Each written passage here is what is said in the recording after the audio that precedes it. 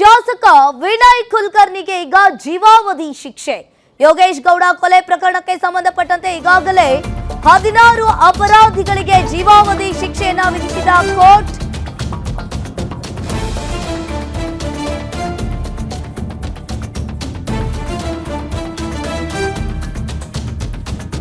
ಈಗಾಗಲೇ ಯೋಗೇಶ್ ಗೌಡ ಕೊಲೆ ಪ್ರಕರಣಕ್ಕೆ ಸಂಬಂಧಪಟ್ಟಂತೆ ಕೋರ್ಟ್ ತೀರ್ಪು ಪ್ರಕಟವಾಗ್ತಾ ಇದ್ದಂತೆ ಕುಲಕರ್ಣಿ ಈಗ ಕಣ್ಣೀರನ್ನ ಹಾಕಿದ್ದಾರೆ. ಜೀವಾವಧಿ ಶಿಕ್ಷೆಗೆ ಗುರಿಯಾದ ವಿನಯ್ ಕುಲಕರ್ಣಿ ಯೋಗೇಶ್ ಗೌಡ ಕೊಲೆ ಕೇಸ್ನಲ್ಲಿ ಶಿಕ್ಷೆಯನ್ನ ವಿಧಿಸಿದ ಕೋರ್ಟ್. A19 ಚನ್ನಕೇಶವ ಟಿಂಗ್ರಿಕರ್ಗೆ 7 ವರ್ಷಗಳ ಕಾಲ ಶಿಕ್ಷೆ. A1 ಬಸವರಾಜ್ ಮುತಗಿ ಮಾಫಿ. ಜನಪ್ರತಿನಿಧಿಗಳ ವಿಶೇಷ ಕೋರ್ಟ್ನಿಂದ ಮಹತ್ವದ ತೀರ್ಪು ಹೊರಬಿದ್ದಿದೆ. ಶಾಸಕ ವಿನಯ್ ಕುಲಕರ್ಣಿಗೆ ಈಗಾಗಲೇ ಜೀವಾವಧಿ ಶಿಕ್ಷೆಯನ್ನ ನೀಡಲಾಗಿದೆ. 6 ಅಪರಾಧಿಗಳಿಗೆ ಜೀವಾವಧಿ ಶಿಕ್ಷೆ. ಜೀವಾವಧಿ ಶಿಕ್ಷೆ ಜೊತೆಗೆ ತಲಾ 30,000 ರೂಪಾಯಿ ದಂಡವನ್ನ ವಿಧಿಸಲಾಗಿದೆ. ಇನ್ನು ಕೋರ್ಟ್ ತೀರ್ಪು ಪ್ರಕಟವಾಗ್ತಾ ಇದ್ದಂತೆ ಕುಲಕರ್ಣಿ ಕಣ್ಣೀರನ್ನ ಹಾಕಿದ್ದಾರೆ. ಇವತ್ತು ತೀರ್ಪು ಪ್ರಕಟವಾಗಬೇಕಾಗಿತ್ತು. ಕೆಲವೇ ಕ್ಷಣಗಳಲ್ಲಿ ತೀರ್ಪು ಬರುತ್ತೆ ಅಂತ ಹೇಳಿದ್ರು. ಈಗಾಗಲೇ ತೀರ್ಪು ಕೂಡ ಬಂದಿದೆ. ಜೀವಾವಧಿ ಶಿಕ್ಷೆ. ಯೋಗೇಶ್ ಗೌಡ ಕೊಲೆ ಕೇಸ್ ಪ್ರಕರಣಕ್ಕೆ ಸಂಬಂಧಪಟ್ಟಂತೆ ಈಗಾಗಲೇ ಶಾಸಕ ವಿನಯ್ ಕುಲಕರ್ಣಿಗೆ ಜೀವಾವಧಿ ಶಿಕ್ಷೆಯನ್ನ ವಿಧಿಸಿದ್ದಾರೆ. ತಲಾ 30,000 ರೂಪಾಯಿ ದಂಡವನ್ನ ವಿಧಿಸಲಾಗಿದೆ. ಈಗಾಗಲೇ ಒಂದ್ ಕಡೆ ನೀವು ಕೂಡ ನೋಡ್ತಾ ಇರಬಹುದು, ಯೋಗೇಶ್ ಗೌಡ ಕೊಲೆ ಪ್ರಕರಣಕ್ಕೆ ಸಂಬಂಧಪಟ್ಟಂತೆ ಧಾರವಾಡ ಜಿಲ್ಲಾ ಪಂಚಾಯತ್ ಸದಸ್ಯರಾಗಿದ್ದ ಯೋಗೇಶ್ ಗೌಡ ಜೂನ್ 15, 2016ರಂದು ಅವರದ್ದೇ ಮಾಲೀಕತ್ವ ಜಿಮ್ನಲ್ಲಿ ಹತ್ಯೆ ಮಾಡಲಾಗಿದೆ. ಇನ್ನು ಆರಂಭದಲ್ಲಿ ಇದೊಂದು ಭೂಮಿ ವಿವಾದ ಮತ್ತು ವೈಯಕ್ತಿಕ ದ್ವೇಷದ ಕೊಲೆ ಅಂತ ಅನ್ಕೊಂಡಿದ್ರು ಎಲ್ಲರೂ ಕೂಡ. ಸಿಬಿಐ ತನಿಖೆಯ ನಂತರ ಈ ಹತ್ಯೆಯಲ್ಲಿ ರಾಜಕೀಯ ಇದೆ ಅನ್ನೋದು ಗೊತ್ತಾಗಿದೆ. ಜೂನ್ 2016ರಂದು ಬೆಳಿಗ್ಗೆ ಯೋಗೇಶ್ ಗೌಡ ಅವರ ಎಂದಿನಂತೆ ಧಾರವಾಡದ ಸಪ್ತಾಪುರ್ ಅವರದ್ದೇ ಆದ ಜಿಮ್ನಲ್ಲಿ ಬರ್ತಿದ್ರು. ಜಿಮ್ಗೆ ಬಂದಂತಹ ಸಂದರ್ಭದಲ್ಲಿ 4 ಜನ ಪುಡಿ ರೌಡಿಗಳು ಬಂದು ಅವರನ್ನ ಹತ್ಯೆ ಮಾಡಿದ್ದಾರೆ. ಇದರಲ್ಲಿ ರಾಜಕೀಯ ದ್ವೇಷ ಅನ್ನೋದು ಗೊತ್ತಾಗಿದೆ. ಆಮೇಲೆ ಸಿಬಿಐ ಅಧಿಕಾರಿಗಳು ಕೂಡ ವಿನಯ್ ಕುಲಕರ್ಣಿ ಅವರನ್ನ ಅರೆಸ್ಟ್ ಮಾಡಿರ್ತಾರೆ. 10 ವರ್ಷಗಳ ನಂತರ ಈಗ ತೀರ್ಪು ಪ್ರಕಟವಾಗಿದೆ. ವಿನಯ್ ಕುಲಕರ್ಣಿ ಸೇರಿ 16 ಆರೋಪಿಗಳಿಗೆ ಈಗಾಗಲೇ ಜೀವಾವಧಿ ಶಿಕ್ಷೆಯನ್ನ ವಿಧಿಸಲಾಗಿದೆ. ಹೈಕೋರ್ಟ್ ಮೊರೆ ಹೋಗಲು ಈಗಾಗಲೇ ಜನಪ್ರತಿನಿಧಿಗಳ ಕೋರ್ಟ್ ಆದೇಶಕ್ಕೆ ತಡೆ ಕೋರಲು ಸಿದ್ಧತೆಯನ್ನ ನೀಡಲಾಗಿದೆ. ಸುಪ್ರೀಂ ಕೋರ್ಟ್ ಹಿರಿಯ ವಕೀಲರನ್ನ ಸಂಪರ್ಕಿಸಿರುವ ಕುಲಕರ್ಣಿ ಕುಟುಂಬ ಅಭಿಷೇಕ್ ಮನು ಸಿಂಘ್ವಿಯನ್ನ ಸಂಪರ್ಕಿಸಿ ಚರ್ಚಿಸಿರೋ ಕುಲಕರ್ಣಿ ವಿನಯ್ಗೆ ಯಾವ್ಯಾವ ಅಂಶಗಳ ಮೇಲೆ ಶಿಕ್ಷೆಯನ್ನ ನೀಡಲಾಗಿದೆ, A15 ಪಾತ್ರದ ಬಗ್ಗೆ ಕೋರ್ಟ್ ಪರಿಗಣನೆ ಮಾಡಿರೋದೇನ್ ಹಾಗಾದ್ರೆ? ಇಲ್ಲಿ ಈ ಎಲ್ಲ ಅಂಶಗಳ ಮೇಲೆ ಹೈಕೋರ್ಟ್ ಅನ್ನ ಮೆಟ್ಟಿಲೇರಲು ಈಗ ತಯಾರಿಯನ್ನ ಮಾಡಿಕೊಂಡಿದ್ದಾರೆ. ಇನ್ನು ಕೋರ್ಟ್ ಆದೇಶಕ್ಕೆ ತಡೆಯಾಜ್ಞೆಯನ್ನ ಕೋರಲು ಸಿದ್ಧತೆಯನ್ನ ಮಾಡಿಕೊಂಡಿದ್ದಾರೆ. ಒಂದ್ ಕಡೆ ಹೈಕೋರ್ಟ್ ಮೊರೆ ಹೋಗಲು ಈಗಾಗಲೇ ಕುಲಕರ್ಣಿ ಕುಟುಂಬ ಸಜ್ಜಾಗಿದ್ದಾರೆ. ಜನಪ್ರತಿನಿಧಿಗಳ ಕೋರ್ಟ್ ಆದೇಶಕ್ಕೆ ತಡೆ ಕೋರಲು ಈಗಾಗಲೇ ಸಿದ್ಧತೆಯನ್ನ ಮಾಡಿಕೊಂಡಿರುವಂತದ್ದು. ಸುಪ್ರೀಂ ಕೋರ್ಟ್ ಹಿರಿಯ ವಕೀಲರನ್ನ ವಿನಯ್ ಕುಲಕರ್ಣಿ ಕುಟುಂಬಸ್ಥರು ಕೂಡ ಈಗ ಸಂಪರ್ಕಿಸಿದ್ದಾರೆ. ವಿನಯ್ಗೆ ಯಾವ್ಯಾವ ಅಂಶಗಳ ಮೇಲೆ ಶಿಕ್ಷೆಯನ್ನ ನೀಡಲಾಗಿದೆ, ಹೈಕೋರ್ಟ್ ಮೊರೆ ಹೋಗಲು ಕುಲಕರ್ಣಿ ಕುಟುಂಬಸ್ಥರು ಕೂಡ ಈಗ ಸಜ್ಜಾಗಿರುವಂತದ್ದು. ಎಲ್ಲ ಅಂಶಗಳ ಮೇಲೆ ಹೈಕೋರ್ಟ್ ಮೆಟ್ಟಿಲೇರಲು ಈಗ ತಯಾರಿಯನ್ನ ನಡೆಸಿದ್ದಾರೆ. ಹಿರಿಯ ವಕೀಲರನ್ನ ಸಂಪರ್ಕಿಸಲಿದ್ದಾರೆ. ವಿನಯ್ಗೆ ಯಾವ್ಯಾವ ಅಂಶಗಳ ಮೇಲೆ ಶಿಕ್ಷೆಯನ್ನ ನೀಡಲಾಗಿದೆ.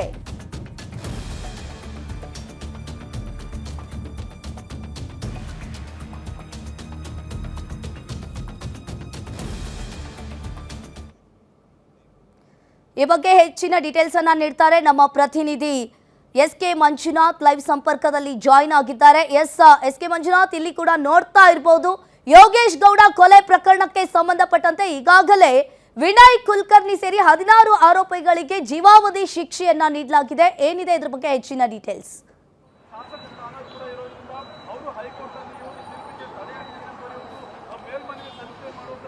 ಅಂಕಿತಾ, ಇಲ್ಲಿ 2016 ಜೂನ್ 15ರಂದು ನಡೆದಿದ್ದಂಥ ಯೋಗೇಶ್ ಗೌಡ ಕೊಲೆ ಪ್ರಕರಣಕ್ಕೆ ಸಂಬಂಧಪಟ್ಟಂತೆ 10 ವರ್ಷಗಳ ಬಳಿಕ ಬೆಂಗಳೂರಿನಲ್ಲಿರ್ತಕ್ಕಂಥ ಸೆಷನ್ಸ್ ಕೋರ್ಟ್ ಅಲ್ಲಿನ ಜನಪ್ರತಿನಿಧಿಗಳ ವಿಶೇಷ ನ್ಯಾಯಾಲಯದ ನ್ಯಾಯಾಧೀಶರು ಇವತ್ತು ಅಂತಿಮ ತೀರ್ಪನ್ನ ಪ್ರಕಟಣೆ ಮಾಡಿದ್ದಾರೆ. ಅದರಲ್ಲಿ 16 ಜನ ಆರೋಪಿಗಳಿಗೆ ಜೀವಾವಧಿ ಶಿಕ್ಷೆಯನ್ನ ವಿಧಿಸಿದ್ದಾರೆ. ಅದರಲ್ಲಿ ಒಬ್ಬ ಆರೋಪಿಗೆ ಅಪರಾಧಿಗೆ 7 ವರ್ಷಗಳ ಜೈಲು ಶಿಕ್ಷೆ ಪ್ಲಸ್ ದಂಡವನ್ನು ವಿಧಿಸಲಾಗಿದೆ. ಇದಕ್ಕೆ ಸಂಬಂಧಪಟ್ಟಂತೆ ಈಗಾಗಲೇ ನ್ಯಾಯಾಧೀಶರು ಒಂದು ತೀರ್ಪು ಪ್ರಕಟಣೆಯನ್ನ ತೀರ್ಪಿನ ಪ್ರತಿಯನ್ನ ಬರೆಸುವ ಮುಖಾಂತರ ಈ ಎಲ್ಲ 16 ಅಪರಾಧಿಗಳೇನಿದ್ರೆ ಅವರಿಗೆ 2 ದಿನಗಳ ಹಿಂದೆ ಅವರು ದೋಷಿಗಳು ಅನ್ನೋದನ್ನ ಘೋಷಣೆ ಮಾಡಿದ್ರು, ತೀರ್ಪನ್ನ ನೀಡಿದ್ರು. ಬಳಿಕ ಅವರಿಗೆ ಇಷ್ಟು ಪ್ರಮಾಣದಲ್ಲಿ ಶಿಕ್ಷೆ ವಿಧಿಸಬೇಕಾಗುತ್ತೆ ಅನ್ನೋದ್ರ ಬಗ್ಗೆ ನಿನ್ನೆ ವಾದ ವಿವಾದ ಪ್ರತಿವಾದ ಸಹ ನಡೆಯಿತು. ಖುದ್ದು ನ್ಯಾಯಾಧೀಶರೇ ಅರ್ಜಿಗಳನ್ನ ಅವರ ಹೆಸರು ಇರ್ಬೋದು, ಅವ್ರು ಏನು ಕೆಲಸ ಮಾಡ್ತಾ ಇದ್ರು ಅನ್ನೋದು ಇವೆಲ್ಲವನ್ನು ಸಹ ಕೇಳಿದ್ರು. ಈಗ ಈ ಪ್ರಕರಣಕ್ಕೆ ಸಂಬಂಧಪಟ್ಟಂತೆ SPP CBI ಪರ ವಕೀಲರು ಏನು ವಾದವನ್ನ ಮಂಡಿಸಿದ್ರು, ಅವರು ಒಂದು ಪ್ರತಿಕ್ರಿಯೆಯನ್ನ ಕೊಡ್ತಾ ಇದ್ದಾರೆ. ನಾವು ಕೇಳೋಣ ಯಾವ ರೀತಿಯಾಗಿ ಅವರು ಹಿಂದೆ ವಾದ ಮತ್ತೆ ಪ್ರತಿವಾದವನ್ನ ಮಂಡಿಸಿದ್ರು ಅನ್ನೋದ್ರ ಬಗ್ಗೆ.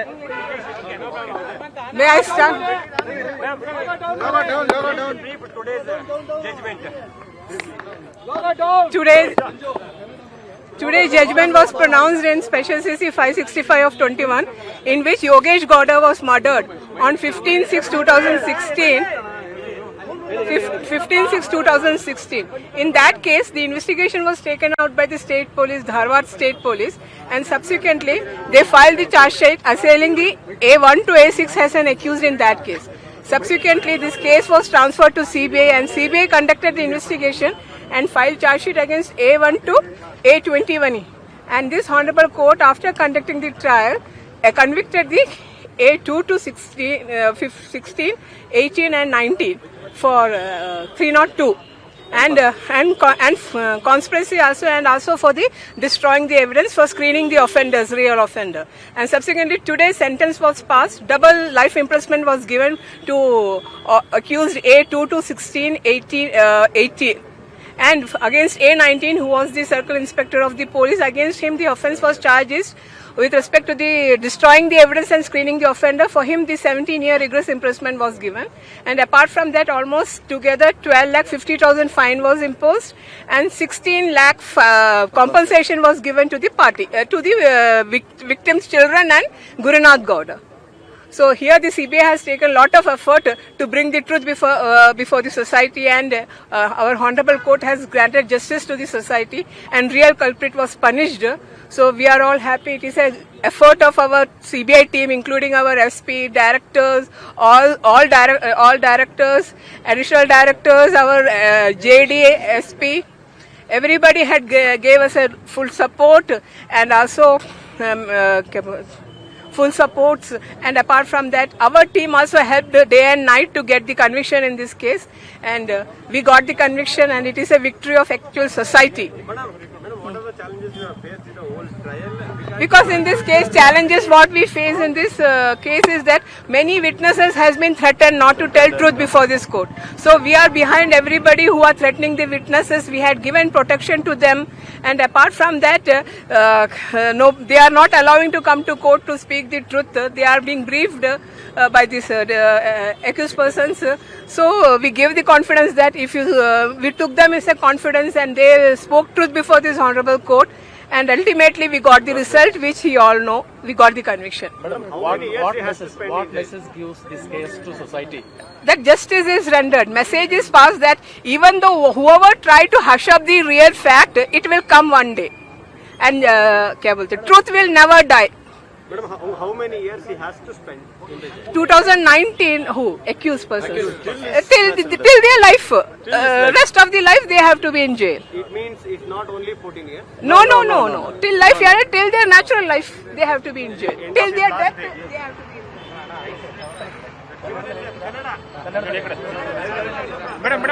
Madam, ಅಂಕಿತ, ಇಷ್ಟು ಏನು CBI ಪರ ಏನು ವಾದ ಮಂಡಿಸಿದಂತ SPP, CBI ಪರ ವಾದ ಮಂಡಿಸಿದಂತ SPP ಅವರು ಪಟ್ಟಂತ ಒಂದು ಸಾಕ್ಷಿಗಳನ್ನು ಕಲೆ ಹಾಕಿದಿರ್ಬೋದು, ಮಂಡಿಸಿದಂತ ವಾದ ಇರ್ಬೋದು, ಪರಿಗಣನೆಗೆ ತೆಗೆದುಕೊಂಡು ಇವತ್ತು ನ್ಯಾಯಾಧೀಶರು ಒಂದು ತೀರ್ಪನ್ನು ಕೊಟ್ಟಿದ್ದಾರೆ. ಅದಕ್ಕೆ ಒಂದು ಸ್ವಾಗತವನ್ನ ಸಹ ಬರೆಸಿದ್ದಾರೆ. ಜೊತೆಗೆ ಒಂದು ಸಮಾಜಕ್ಕೆ ಒಂದು ಸಂದೇಶವನ್ನ ಸಹ ಕೊಳ್ಳಲಾಗಿದೆ. ಯಾವುದೇ ಒಬ್ಬ ವ್ಯಕ್ತಿ ತನ್ನ ಎದುರಾಳಿಗಳಿರ್ಬೋದು, ರಾಜಕೀಯ ವೈಷಮ್ಯಕ್ಕೆ ಕೊಲೆ ಮಾಡಿದಂಥ ಸಂದರ್ಭದಲ್ಲಿ ಏನೆಲ್ಲ ಆಗಿತ್ತು ಅನ್ನೋದು, ಜೊತೆಗೆ ಅವರು ತನಿಖೆ ಮಾಡ್ತಕ್ಕಂಥ ಸಂದರ್ಭ ಸಂದರ್ಭದಲ್ಲಿ ಸಾಕಷ್ಟು ಸಮಸ್ಯೆಗಳನ್ನು ಸಹ ಫೇಸ್ ಮಾಡಿದ್ರು. ಅದರಲ್ಲಿ ವಿಕ್ಟಿಮ್ಸ್ಗೆ ಬೆದರಿಕೆ ಇತ್ತು, ಯಾರು ಬಂದು ಸಾಕ್ಷಿಗಳನ್ನು ಹೇಳ್ತಾ ಇರಲಿಲ್ಲ. ಈ ರೀತಿಯಾಗಿ ಎಲ್ಲ ಸಮಸ್ಯೆಗಳನ್ನು ಭೇದಿಸಿ ಒಂದು ಸಾಕ್ಷಿಗಳನ್ನು ಕಲೆ ಹಾಕಿದ್ದಕ್ಕೆ ಅದಕ್ಕೆ ಪ್ರತಿಫಲವಾಗಿ ಇವತ್ತು ಆರೋಪಿಗಳಿಗೆ ಒಂದು ಜೀವಾವಧಿ ಶಿಕ್ಷೆ ಆಗಿದೆ ಅಂತಕ್ಕಂಥದ್ದು. Ankita, thank you S K Manjunath ನಿಮ್ಮೆಲ್ಲ ಮಾಹಿತಿಗೆ. ಯೋಗೇಶ್ ಗೌಡ ಕೊಲೆ ಪ್ರಕರಣಕ್ಕೆ ಸಂಬಂಧಪಟ್ಟಂತೆ ಈಗಾಗಲೇ ವಿನಯ್ ಕುಲಕರ್ಣಿ ಶಾಸಕ ಸ್ಥಾನವನ್ನ ಅನರ್ಹ ಮಾಡಲಾಗಿದೆ. ಜೀವಾವಧಿ ಶಿಕ್ಷೆಯಾಗಿದ್ರಿಂದ ಶಾಸಕ ಸ್ಥಾನ ರದ್ದಾಗಿದೆ.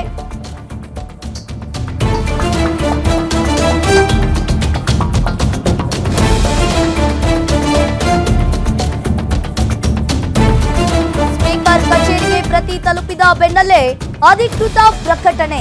2 ತಿಂಗಳೊಳಗೆ ತಡೆಯಾಜ್ಞೆ ಸಿಗದಿದ್ರೆ ಬೈ ಎಲೆಕ್ಷನ್ ಆಗೋದು ಫಿಕ್ಸ್. ನಾಳೆ ಸ್ಪೀಕರ್ ಕಚೇರಿಯಿಂದ ಆದೇಶ ಪ್ರಕಟ ಸಾಧ್ಯತೆ. ಇನ್ನು ಕೋರ್ಟ್ ಆದೇಶ ಸಿಕ್ಕ ಬಳಿಕ ಶಾಸಕ ಸ್ಥಾನವನ್ನ ರದ್ದು ಮಾಡ್ತಾರೆ. ಸದ್ಯ ಧಾರವಾಡ ಗ್ರಾಮೀಣ ಶಾಸಕರಾಗಿರೋ ವಿನಯ್ ಕುಲಕರ್ಣಿ ಶಾಸಕ ಸ್ಥಾನವನ್ನ ಅನರ್ಹ ಮಾಡಲಾಗಿದೆ. ಜೀವಾವಧಿ ಶಿಕ್ಷೆಯಾಗಿದ್ರಿಂದ ಶಾಸಕ ಸ್ಥಾನವನ್ನ ರದ್ದು ಮಾಡ್ತಾರೆ. ಸ್ಪೀಕರ್ ಕಚೇರಿಗೆ ಪ್ರತಿ ತಲುಪಿದ ಬೆನ್ನಲ್ಲೇ ಅಧಿಕೃತವಾಗಿ ಪ್ರಕಟಣೆಯಾಗುತ್ತೆ. ಇನ್ನೇನು ಪ್ರಕಟಣೆ ಆಗುತ್ತೆ. 2 ತಿಂಗಳೊಳಗೆ ತಡೆಯಾಜ್ಞೆ ಏನಾದರೂ ಸಿಗದಿದ್ರೆ ಬೈ ಎಲೆಕ್ಷನ್ ಆಗೋದು ಫಿಕ್ಸ್ ಅನ್ನೋದು ಗೊತ್ತಾಗ್ತಾ ಇದೆ. ಇನ್ನು ನಾಳೆ ಆದೇಶ ಪ್ರಕಟ ಆಗೋ ಸಾಧ್ಯತೆ ಇದೆ.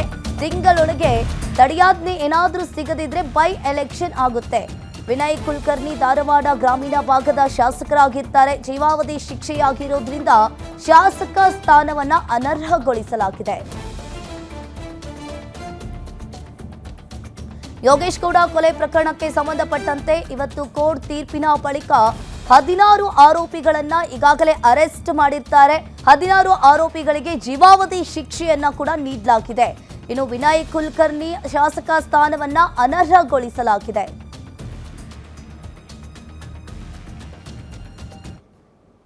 ಈ ಬಗ್ಗೆ ಹೆಚ್ಚಿನ ಡೀಟೇಲ್ಸ್ ಅನ್ನ ನೀಡ್ತಾರೆ ನಮ್ಮ ಪ್ರತಿನಿಧಿ ವೀರೇಶ್ ದಾನಿ ಲೈವ್ ಸಂಪರ್ಕದಲ್ಲಿ ಜಾಯಿನ್ ಆಗಿದ್ದಾರೆ. ಎಸ್ ವೀರೇಶ್ ದಾನಿ, ಯೋಗೇಶ್ ಗೌಡ ಕೊಲೆ ಪ್ರಕರಣಕ್ಕೆ ಸಂಬಂಧಪಟ್ಟಂತೆ ಈಗಾಗಲೇ 16 ಆರೋಪಿಗಳಿಗೆ ಈಗಾಗಲೇ ಜೀವಾವಧಿ ಶಿಕ್ಷೆಯನ್ನ ಕೂಡ ನೀಡಲಾಗಿದೆ. ವಿನಯ್ ಕುಲಕರ್ಣಿ ಶಾಸಕ ಸ್ಥಾನವನ್ನ ಕೂಡ ಅನರ್ಹಗೊಳಿಸಲಾಗುತ್ತೆ. ಇನ್ನು ಅನರ್ಹಗೊಳಿಸಿದ ನಂತರ 2 ತಿಂಗಳೊಳಗಾಗಿ ಬೈ ಎಲೆಕ್ಷನ್ ಆಗೋದು ಫಿಕ್ಸ್ ಅನ್ನಲಾಗ್ತಾ ಇದೆ. ಏನಿದೆ ಇದ್ರ ಬಗ್ಗೆ ಹೆಚ್ಚಿನ ಡೀಟೇಲ್ಸ್? ಅಂಕಿತಾ, ಧಾರವಾಡ ಜಿಲ್ಲಾ ಪಂಚಾಯತ್ ಸದಸ್ಯರಾಗಿದ್ದಂಥ ಯೋಗೇಶ್ ಗೌಡ ಹತ್ಯೆ ಪ್ರಕರಣದಲ್ಲಿ ಶಾಸಕರಾಗೂ ಮತ್ತು ಮಾಜಿ ಸಚಿವ ಆಗಿರ್ತಕ್ಕಂಥ ವಿನಯ್ ಕುಲಕರ್ಣಿ ಅವರಿಗೆ ಈಗಾಗಲೇ ಜನಪ್ರತಿನಿಧಿಗಳ ನ್ಯಾಯಾಲಯ ಜೀವಾವಧಿ ಶಿಕ್ಷೆಯನ್ನು ಪ್ರಕಟ ಮಾಡಿರುವಂಥದ್ದು. ವಿನಯ್ ಕುಲಕರ್ಣಿ ಅವರಿಗೆ 2 ವರ್ಷಗಳಕ್ಕಿಂತ ಹೆಚ್ಚು ಶಿಕ್ಷೆ ಆದ ಹಿನ್ನೆಲೆಯಲ್ಲಿ, ಜೀವಾವಧಿ ಶಿಕ್ಷೆ ಆಗಿರೋ ಹಿನ್ನೆಲೆಯಲ್ಲಿ ಅವರು ಇದೀಗ ಅವರ ಶಾಸಕ ಸ್ಥಾನದಿಂದ ಅನರ್ಹಗೊಳ್ತಾ ಇರುವಂಥದ್ದು.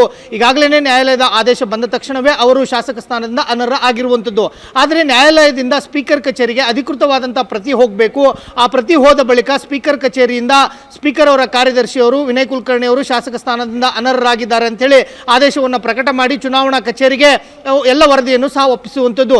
ಚುನಾವಣಾ ಕಚೇರಿಗೆ ವರದಿ ಹೋದ ಬಳಿಕ 6 ತಿಂಗಳ ಒಳಗನೆ ಉಪಚುನಾವಣೆಯನ್ನು ನಡೆಸಬೇಕಾಗುತ್ತೆ. ಇದರ ಮಧ್ಯೆ ವಿನಯ್ ಕುಲಕರ್ಣಿ ಅವರು ಜನಪ್ರತಿನಿಧಿಗಳ ಆದೇಶ ನೀಡಿರ್ತಕ್ಕಂಥ ಆದೇಶವನ್ನು ಮೇಲ್ಮನವಿ ಮಾಡಿ ಹೈಕೋರ್ಟ್ ಅಥವಾ ಸುಪ್ರೀಂ ಕೋರ್ಟ್ನಲ್ಲಿ ತಮಗೆ ಆಗಿರ್ತಕ್ಕಂಥ ಜೀವಾವಧಿ ಶಿಕ್ಷೆಗೆ ತಡೆಯಾಜ್ಞೆ ತಂದರೆ 2 ತಿಂಗಳ ಒಳಗಡೆನೆ ಅವರು ಆ ತಡೆಯಾಜ್ಞೆ ತಂದಲ್ಲಿ ಅವರ ಶಾಸಕ ಸ್ಥಾನ ಮತ್ತೆ ಊರ್ಜಿತವಾಗ್ತಾ ಇರುವಂಥದ್ದು. ಹೀಗಾಗಿ ವಿನಯ್ ಕುಲಕರ್ಣಿ ಅವರ ಭವಿಷ್ಯ ಮುಂದಿನ 2 ತಿಂಗಳ ಮೇಲೆ ಇರುವಂಥದ್ದು. ಮೇಲ್ಮನವಿ ಸಲ್ಲಿಸಿದಂಥ ಸಂದರ್ಭದಲ್ಲಿ ಸುಪ್ರೀಂ ಕೋರ್ಟ್ ಆಗಿರ್ಬೋದು, ಹೈಕೋರ್ಟ್ ಆಗಿರ್ಬೋದು ಯಾವ ರೀತಿಯಾದಂಥ ತೀರ್ಪನ್ನು ಕೊಡುತ್ತೆ ಅನ್ನೋದ್ರ ಮೇಲೆನೇ ಇದೀಗ ವಿನಯ್ ಕುಲಕರ್ಣಿ ಅವರ ರಾಜಕೀಯ ಭವಿಷ್ಯ ನಿರ್ಧಾರವಾಗುವಂಥದ್ದು. ಅಂಕಿತಾ, ಥ್ಯಾಂಕ್ ಯು ವೀರೇಶ್ ದಾನಿ ನಿಮ್ಮೆಲ್ಲ ಮಾಹಿತಿಗೆ.